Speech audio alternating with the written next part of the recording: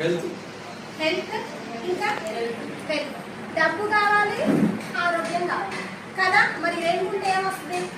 Face లో smile. Yes sir లో ప్రతి ఒక్కరికి ఇప్పుడున్న సిచ్యువేషన్ లో ఆరోగ్యం ఎంత ముఖ్యమో ఆదాయం కూడా అర్థం.